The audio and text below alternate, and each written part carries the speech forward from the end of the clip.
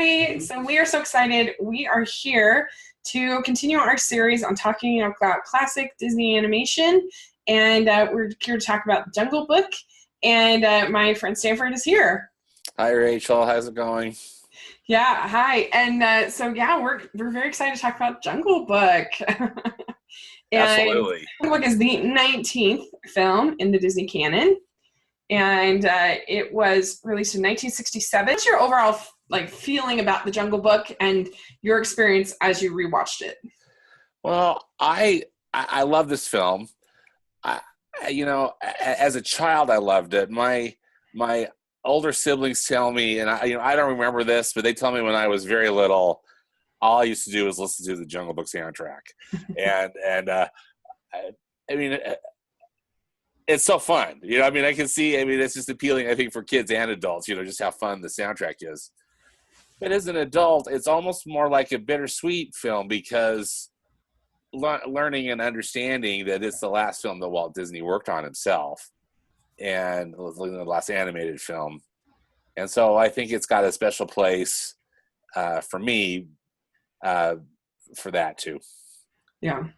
Yeah, so my experience with Jungle Book is it is my father's favorite Disney movie, and he loves it, and so it was one we watched quite a bit, and so I definitely do have quite a bit of nostalgia for it, and it's definitely, I just remember dancing to the songs and loving the songs, and one of the things I remember is I Want to Be Like You. I went to Europe when I was 14. And it was, it's this dream trip or whatever. And one day we were in France and there was a band in France, and the band started playing I Want to Be Like You. And because my dad was thrilled. My dad was so excited. And my dad doesn't watch many movies. So the ones that he watches and that he loves, those are important to me because those are the few times that I can bond with him over a shared love of a movie because it just doesn't happen that much. Anyway, and so we bought their CD of this band, some random band in France, and we would listen to that all the time too. Oh, how fun! Yeah, so I don't know, just some random fun memories, and it's just one of those joyful Disney animated films. And as an objective. If I look at it objectively and take off the nostalgia cap, I can recognize some of the problems in the movie. Sure. But I still think that it's a really fun watch. Yeah. And so there's a lot of things that we're going to kind of talk about with this movie. And but I thought I'd share just some trivia to start out. So my friend Jim is one of my friends from high school, is now one of the world's leading experts on lemurs. How's that for random? That is interesting and specific, Yeah. And he's spent all of this time studying lemurs in Madagascar, and he knows everything. She knows everything there is to be known about animals in Africa and India and whatever.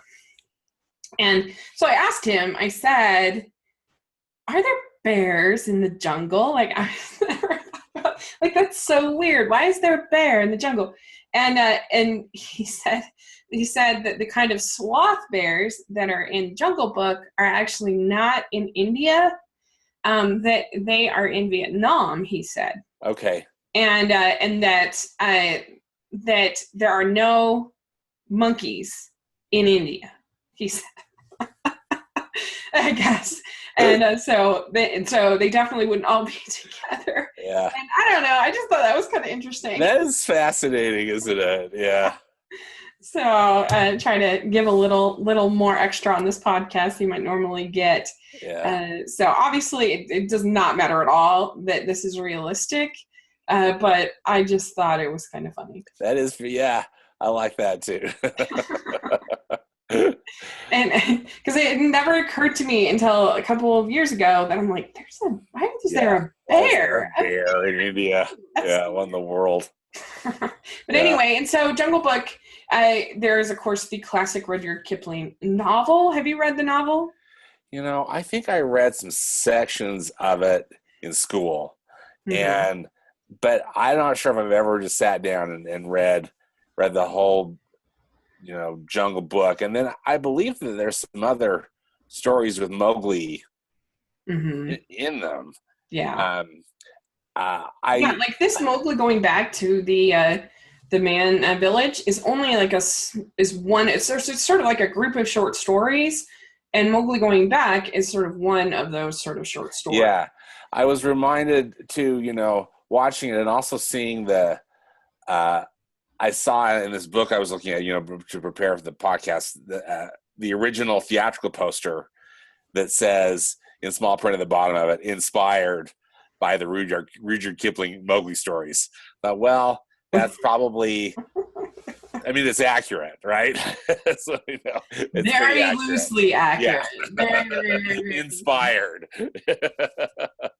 And use the same name and location, right? And that was by design. Walt Disney is famous for literally telling the animators, do not read the book. I don't want you to read the book. Yeah. And which is really interesting and very subversive when you think about it. That, now this weekend we have a adaptation of a book in the theaters. And if Steven Spielberg were to say, I'm not even, don't read Ready Player One, don't care about it, don't adapt it, we're just taking bare bones. Maybe there's some people, because a lot of people have this weird hate for that book, but still, everybody would be very upset. Yeah, absolutely. And so it's this sort of interesting, subversive. The only thing I can even kind of think to compare it to is maybe, in a weird way, Thor Ragnarok. Because Thor Ragnarok, Taika Waititi was just like, I'm just doing whatever the heck I want. I don't care about the comics. I don't care about the other two movies. I'm just going to make a fun movie, and I'm going to make people laugh, and there you go. And yeah, it worked.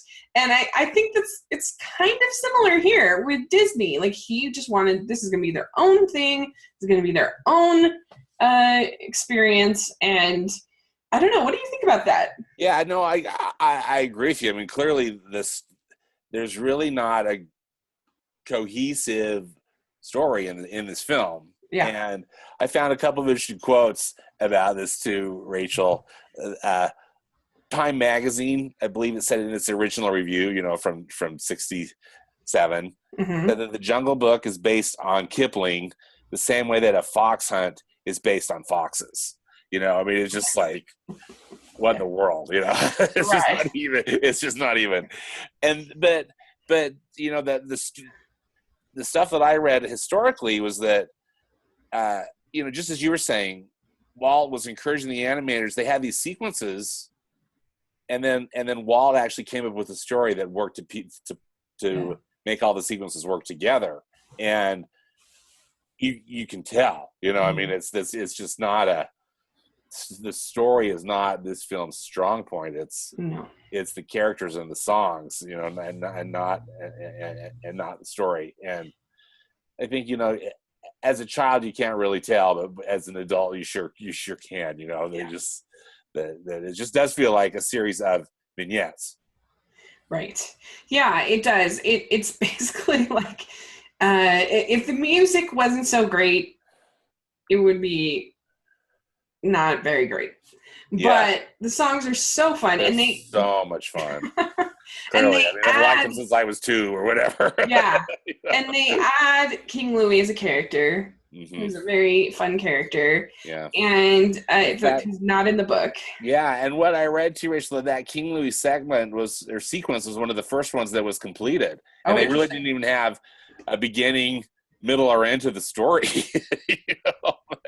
They went with that, and it's so much fun. It's just delightful. Yeah, agreed. Yeah. Agreed. And so, it starts out with the great narration from Sebastian Cabot voicing Bagheera. And I think that's another super great strength of this movie is the incredible voice cast. The voice cast is impeccable in this film. And it might be one of the best ever. Can you think of one that's stronger? I think the voice cast and the character animation in this film is some of the best things ever done. And I agree, Sebastian Cabot was so perfect as Bagheera, Yeah. You just can't even picture anybody else doing Yeah, it. because like he's a stick in the mud, but he's also saving this child's life. So Well, he's wise. He's the wise character of the film, and yeah, yeah, and Sebastian Cabot's voice has got just that perfect. I mean, everything about it. yeah, It works. yeah, and you do get the classic book Yay! I start know, of the Disney which films, is which I great. Which is love. I do too. I love it. Again, it's funny because again, it doesn't really follow the book at all. But Yeah, still. I do too. I just love it though. yeah. It's a wonderful convention. Yeah, and you get your story about how he gave the young man cub to the To the wolves, wolves. and then he proceeded to be taken care of, and then we find out that Shere Khan is Back back in the jungle, and and humans and Mowgli is in serious danger. Yeah. yeah, and Shere Khan is so great as a villain. He's just he has that, of course, that animal instinct, but he also is just like so. George Sanders is the Oh, best. so great. And the combination of the voice performance and just and the and how it was animated because he's this debonair, Yeah, very, very calm, almost and so subversive. I mean, he loves. It's he's just dripping with disdain yeah, throughout. Like, fun of the hunt. He wants to do all this stuff to torture yeah, everybody. he hates man. Yeah. And they tried to give in the new. We'll talk some more about the new version, but they tried to give him sort of more complex motivations, but it really didn't make sense because, like, supposedly they're going to like be following the rules of the jungle, but then he doesn't follow the rules of the jungle. So does Shere Khan want to follow the rules of the jungle, but in this it makes more sense because he just hates him. Yeah. So that's a clear motivation. Yeah. Exactly. He just hates man. And so it's really, really good. And then you have and I love the score of this movie. That like, Well, I do too. I'm really glad you brought that up because it's George Bruns, if I'm saying his name right, Bruns, who did the score, and he did a lot of scores, for that period. I believe he was nominated for an Academy Award for his work on Sleeping Beauty, the adaptation of the Tchaikovsky score that they did for Sleeping Beauty. But he's got such a signature style. He co-wrote Yo-Ho, Yo-Ho, A Pirate's Life for Me for the Pirates of the Caribbean. Oh, interesting. And with the Imaginary Astencio, I'm sure I'm butchering his name.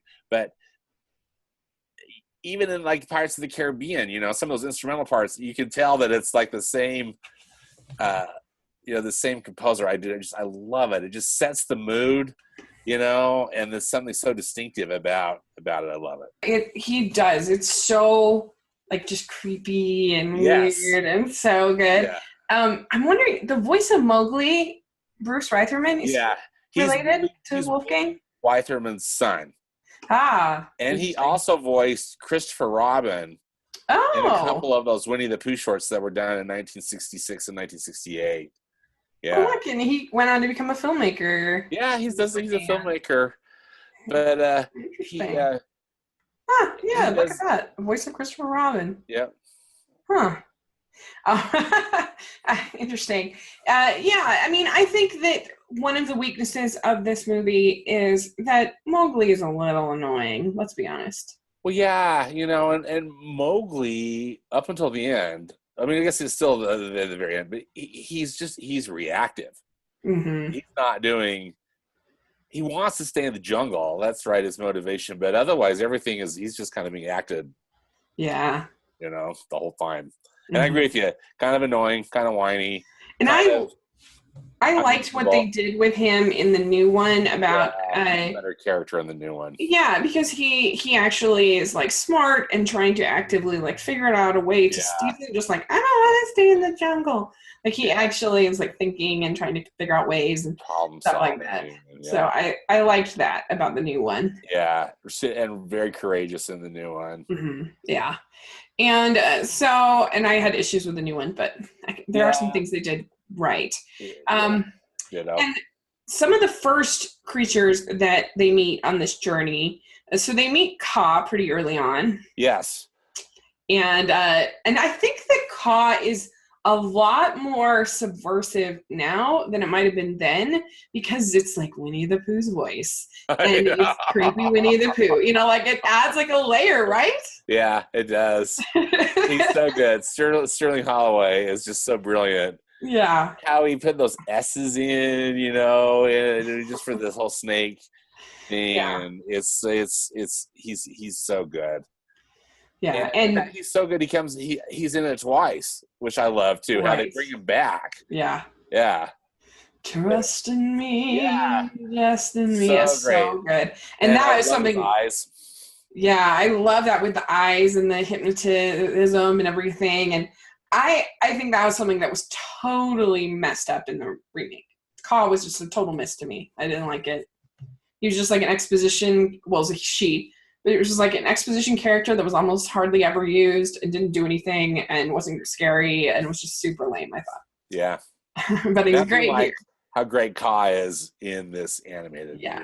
We get the first visit with the Colonel, Hathi. Yes. And the elephants. And isn't that a fun sequence too? I always love that sequence. The cute little baby elephant, and it's Verna Felton, right? The best. The mama elephant.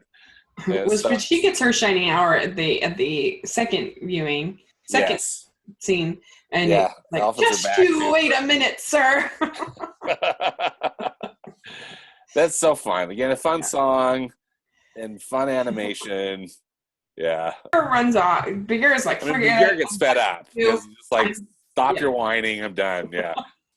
And that's when Mowgli meets Baloo. Yeah. And Baloo is so great. So great. So fun. Bare Necessities. One of the great Disney songs for sure. It's one of the great Disney songs. And it's so interesting that, you know, the Sherman Brothers wrote all the songs for the Jungle Book except for the Bare Necessities. It's this guy named Terry Gilkison. I'm not sure if I'm saying interesting. It right. Yeah. I noticed that in the credits again, too. I was reminded, you know, when we were watching this. Because I always thought, you know, again, growing up, I always thought it was the Sherman Brothers. But no, they wrote everything else. But not the Bare Necessities. Anyway. Yeah. So why don't you tell people a little bit about the Sherman Brothers, who they were? Don't we love the Sherman Brothers? Well, because I don't think we've talked about them yet. Yeah, I don't think we've talked about them. Because Cinderella. Yeah, you know. Lady and the Tramp. I'm not sure exactly I can't recall, Rachel, what year they started working with the Disney Studios, but I believe it was in the early 1960s. Mm-hmm. And they wrote some songs. They wrote some songs for like Annette Funicello and did some other stuff. Babes in Toyland, I think, was the first one they worked on, if I'm not okay, yeah. Or maybe she recommended them from working on Babes in Toyland. I can't remember. But yeah, that was their connection, was through Annette Funicello. And then, you know, they ended up becoming basically the in-house studio songwriters. Yeah. And they wrote the songs to Mary Poppins, which were just, you know, brilliant. Yeah. And then stayed on even after Walt's death, and I think still wrote some stuff, but then went off to do other projects. But there are so many movies that the Sherman Brothers songs sing. Amazing. I mean, their filmography, you'd be really surprised all the stuff that.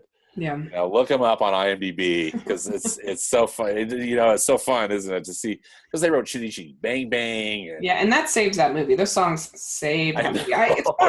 It's fun. But like, it would be a mess without those. It's not my favorite. It's not my favorite movie, but the song, the music, songs save it.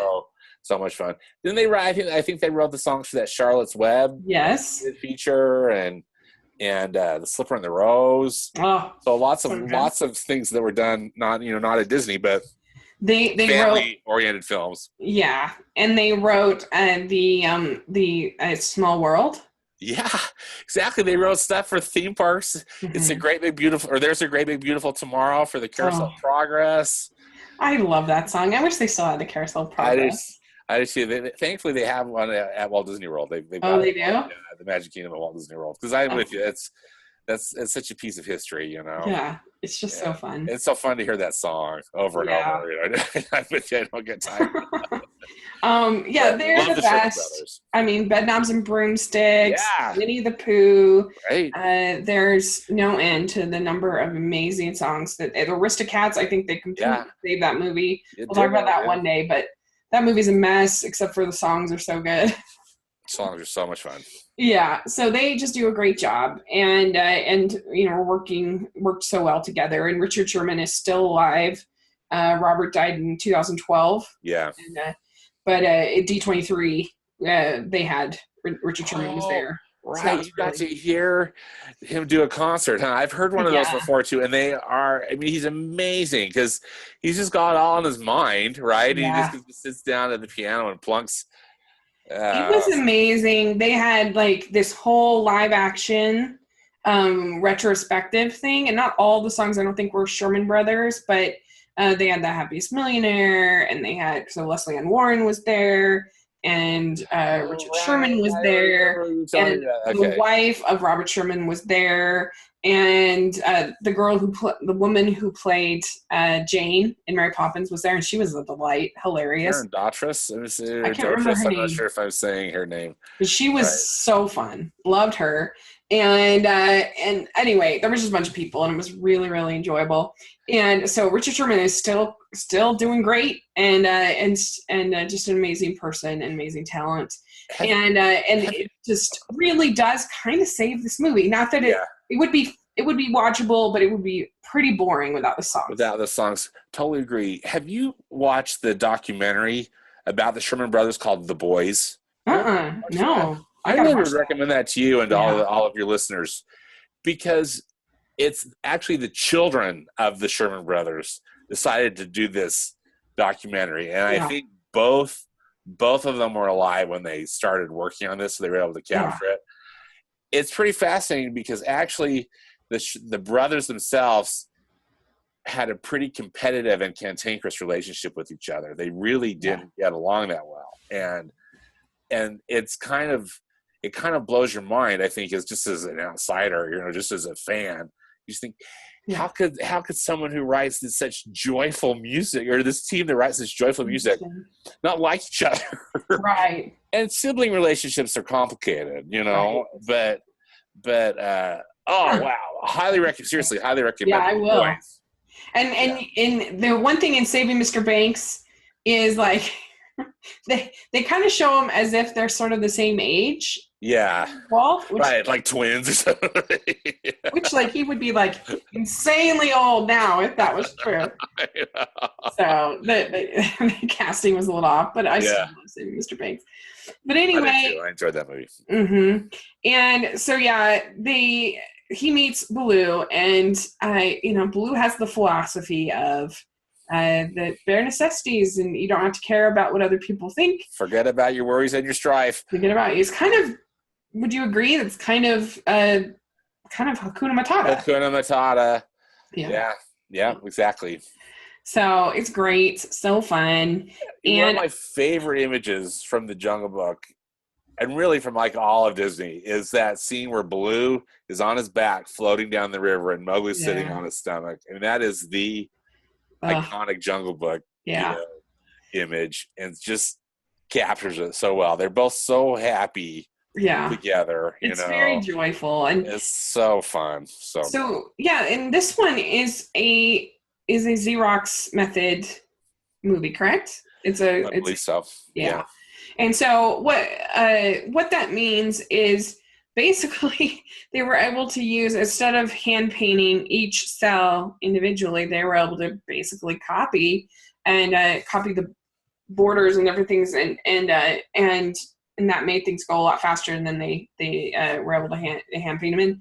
And here they used a really watercolory kind of look for all the backgrounds. Yes. And all the and so I don't know. How do you think that are you normally somebody who's pretty critical of the Xerox method, or what do you feel about it? I'm not necessarily critical of it. I mean, I just think it was just part of the time period, you know. Mm-hmm.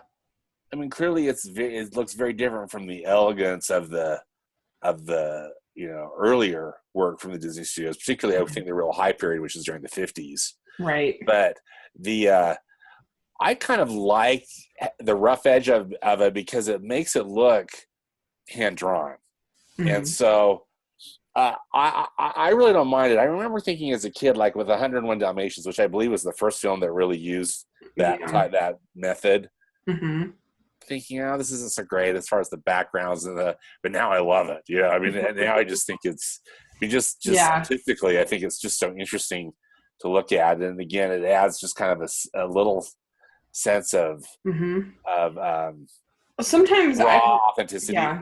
What do you think about it? Sometimes I really don't like the Xerox style, particularly in Sword in the Stone. I just feel like everything in Sword in the Stone looks blue and gray and kind of messy, and it just doesn't look pretty to me. But I think they were able to, with this watercolor look, to be able to make it look pretty and like a story.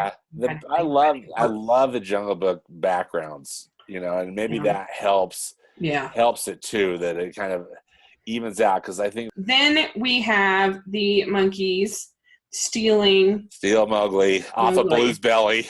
Yeah Because King Louis wants fire, man's red flower, and Louis Prima as King Louis. Again, this is not a character in the book, but it is just so fun. And this was one thing I did not think was successful at all in the update. I just felt like we already have a cruel, mean character in Shere Khan. We don't need another, especially in the remake. We don't need another villain who's like kind of a mob boss type. And that's what they did. And so I just didn't think it worked at all. And it just made no sense why that character would start to sing. Yeah. Whereas in this, he's like a slick guy. He's like a salesman. He's like, and so it kind of makes a little more sense why he might kind of sing and be jazz and whatever. And I think it works way better into with Louis Prima's voice and just makes way more sense why he would sing and just the kind of character. And it's just refreshing because it's different, because you have three villains in this movie. You have Ka, who's like slithery and just kind of primal, and then and trying to hypnotize people. And then you have Shere Khan, who's just like brutal and angry and whatever and kind of disdainful. And then you have King Louis, who's just kind of the more sort of joyful but slick and whatever kind of villain. Whereas I felt like in the new version, you had basically two mafia bosses and one who's just like expositions. I was like, yeah, I'm with you. I didn't care for King Louis in the CGI version because it. Number one, I just had trouble with the scale the whole time because he was so huge. It's like, is this King Kong? You know what I mean? Like, what is going on with this? And they even changed the lyrics. Yeah. I'm a Giannitrificus or whatever. And Christopher Walken can't sing. And I mean, it just, I don't know, I agree with you. Totally problematic. Whereas in the 67 animated version, it's just pure joy. The way that the character design of King Louis, so fun, so short to the ground, but his crazy arms, so again, very orangutan-y, but also like a band leader, like Louis Prima. Yeah. It's just. And I just love when Baloo's like, oh man, what a, and he, it's so fun. It's the best. It's the best scene. And that scene, I read, Rachel, doing some research, how when they're, after the song is done and then they start passing Mowgli around, Baloo, and I mean everybody's trying to get Mowgli. Well, Wooly Reitherman told the animators that were working on that sequence to copy, as a time saver, to copy what was done in The Wind in the Willows with the weasels. Toad Hall. How they were the weasel, and instead of Mowgli is the deed to Toad Hall, and then Ratty and Mole were Bagheera and Baloo, and so they basically. I'm gonna have to rewatch The Wind in the Willows. I thought now, that's a hardship because I love that. But I think it does make sense the way that they composed that scene was very, very similar. The animator said it was torture to do it, just because Ratty and Mole were nothing like Bagheera and Baloo, as far as. Yeah, I mean, how do you feel about recycled animation in general? There's not that much in this one, but Jungle Book would be recycled a lot. Yeah. Of course, when we want to think that every drawing is just done perfectly for the film, but and individually for the film. But I just think as a cost saving measure and any number of things, I can understand the necessity of it. And they still use this now. I remember, I think it was it Lion King or was it? No, it was in Beauty and the Beast. I think I was listening to a audio commentary, and they were saying that some of the that they had used some animation from way back in the Silly Symphonies to capture certain things. And it's pretty interesting, and I really don't care at all. Like, I really don't. Yeah, it doesn't bug me either, because again, I just think the reality of animation production, holy smokes! People act like it's some kind of scandal. Like, oh my gosh, like it's exactly the same as the scene before, and I'm like, who cares? Like, it doesn't matter to me, because it's sort of like, to me, if I found out that, like, they used the same costumes in Thor 1 and Thor 2, would I care? No, I don't care. It's like, it doesn't matter to me. Right. I love the whole monkey scene is amazing. And then we get, they're staying overnight, and that's when Bagheera tells Baloo that he needs to do the right thing, and he needs to take Mowgli back to the man village and basically say, like, look what happened when he was with you for like 30 minutes. Shere Khan is out here. Yeah. And so Baloo decides to do the right thing. And of course, Mowgli is very upset. And I think you get some really nice voice work from Phil Harris in these scenes. Well, I do too. Great film and really great animation, which I understand that again, in the same article I was reading, that's been used a lot by animators to refer. They were talking to Andreas Deja, I'm not sure how you pronounce his name, who, did Scar and a bunch of other great work for the Disney Renaissance. But he, just, Baloo's hesitation with it and how upset he was about it, that he had to do this, Andrea said that gets referenced a lot. I'd like to, pay closer attention to some of these newer Disney films to see when someone has to do something they don't want to do. See if they use some of those same things. But I agree, great stuff. And that's when you have your second appearance of Ka, and then you also have the vultures. The vultures. I love the Beatles or whatever, some kind of British invasion vultures. And they were originally going to be voiced by the Beatles, right? This piece I read said that they had composed a rock song, a guitar-based song for them to sing, and then they opted to go for something a little more timeless. I mean, they turned it into more of a barbershop quartet. Yeah. Rather than, I would have loved to have heard that rock song. Sherman Brothers take on a Beatles song. It's so fun. Yeah. Or I would have loved to have heard the Beatles do That's What Friends Are For. That would have been really fun. So yeah, I haven't heard that it was supposed to be the Beatles themselves, but wouldn't that have been fantastic? Yeah. It's really fun. I really enjoy it. I feel like it's kind of the same as the crows in Dumbo. But people are offended by the crows in Dumbo. But I feel like they're very similar scenes. Yeah. But anyway, and so I do love to, like, George Sanders at the end as Shere Khan being like, he's like super low, great, like, that's what I know. It's so good. It's really a great way to kind of wreck the party. Yeah. so good. Yeah. And then here we get to the ending of this movie is the only thing that I really don't care for. So Mowgli is able to kind of escape, and with he and Blue, Shere Khan and Blue fight. Yeah.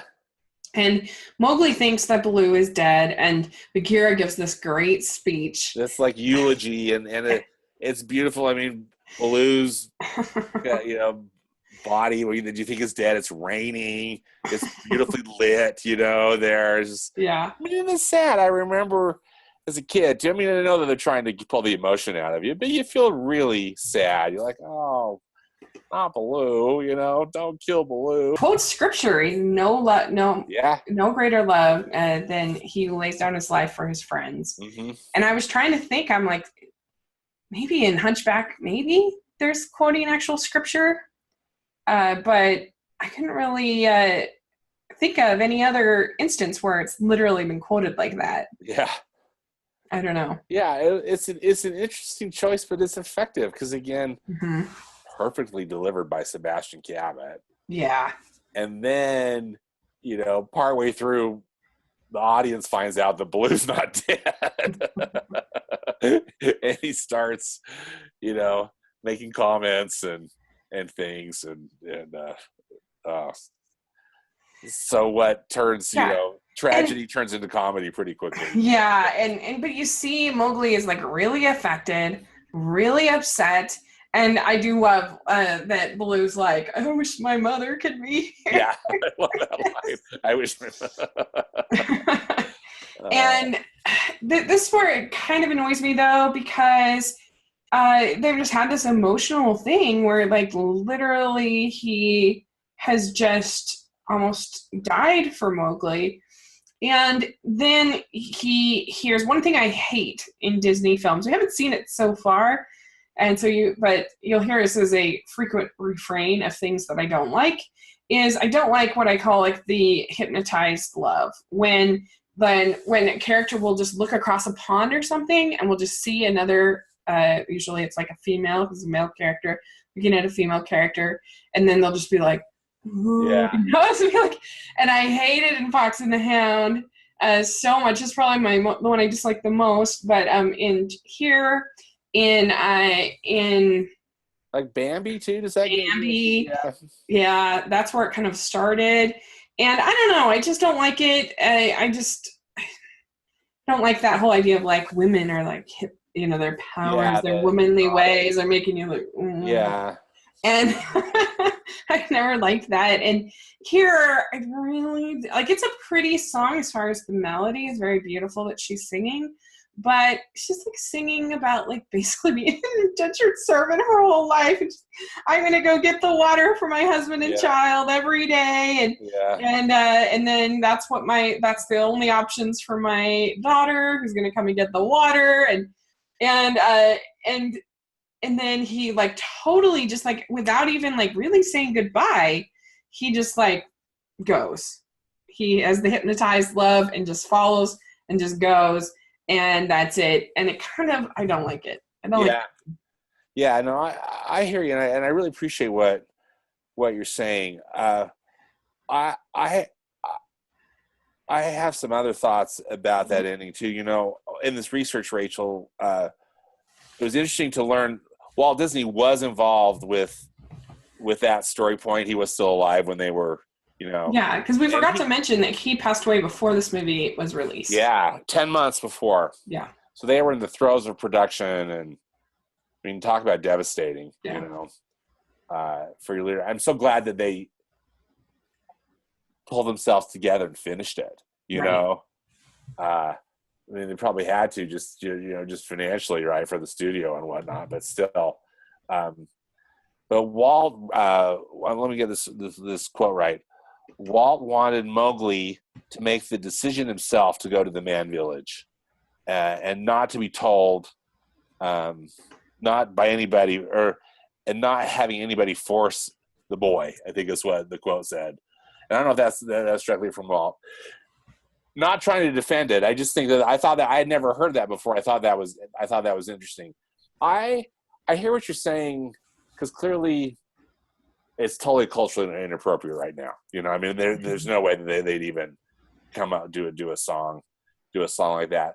I always viewed it as, I mean, I think one of my favorite parts of that last scene is when Blue's quote is, "Forget about those. They ain't nothing but trouble."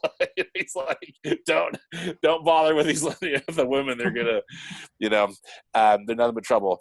And then how he's saying, "Come back," and Bagheera, who's the wise one, is saying, "Go on, go on." But I interpret that, Rachel, as, Bagheera wants Mowgli to live and mature, and Baloo is kind of stuck in time, and so I've always liked it when that scene has worked for me, because I just felt like this is what's going to allow Mowgli to grow up, even though maybe it's a little questionable how he gets lured in there. But, yeah.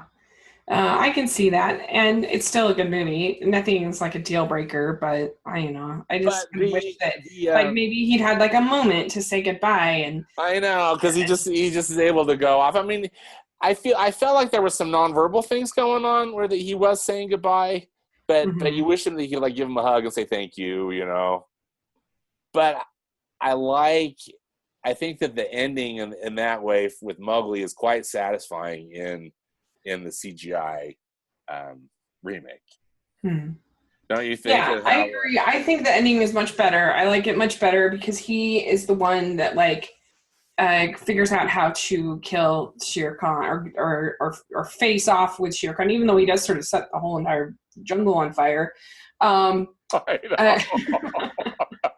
Maybe I wouldn't have as big a problem if it was like a little bit more of an empowering song. Yeah, I mean, because clearly you said the song, it's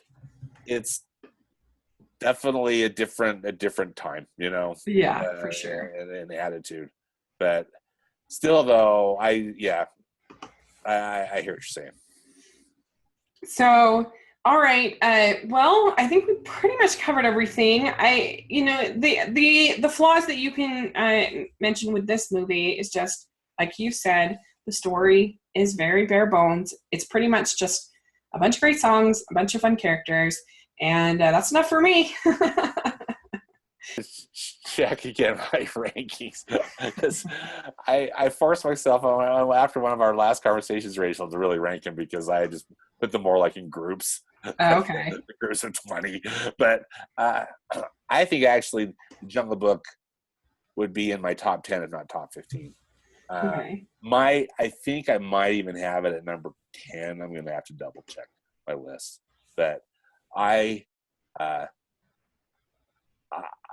think just pure nostalgia and pure joy really push it over. Even though I think there's other films that are better, but it's really it's more of an emotional decision, I think. Yeah. To rank it so high. So when I did my first ranking, I had it very high, but when I did my second, I kind of, I don't know, I rethought it a little bit, and I have it at 23 now in my ranking. So there you go. My first ranking, I had it like maybe a 15, and then I think I have Bambi. I did. Yeah, I mean, my top 35 are all A movies. They're all A grades. So I love these movies. So it's very splitting hairs. But I have Bambi at 24, and I have Lilo and Stitch at 22. So there you go. So I have a little random number generator thing on my phone. So I have 57 entered. So we're going to click the button and see what we're going to talk about next. I like it. 33. So what's 33? Pocahontas. Yeah. Is 33. So that's what we'll do next. Hey, great. Talk about Pocahontas. Some pretty, I'll just check out my review. I have some pretty strong feelings about Pocahontas, but I'm excited to hear your feelings on Pocahontas. I have strong feelings about it too. Yeah, so that'll be really fun to talk about. And so let us know what you guys think about the Jungle Book, either this one or the remake, and some of the things we talked about. Please put in the comments section, or let us know on Twitter. And where can people find you? You can find me on Twitter at Stanford Clark. Also, I have a movie blog, which is moviespastandpresent.com. Yeah, awesome. And I'll have links for that in the description section. And I will have links. I have covered Jungle Book like so much. I wrote a review for this movie for for rotoscopers.com. I also reviewed the live action Blu-ray for rotoscopers.com. And I have my Disney Canon review both on my blog and on my channel, and I have my review of the live action on my channel. So I'll have links for everything. It'll be just like a whole big group of like tons and tons of links.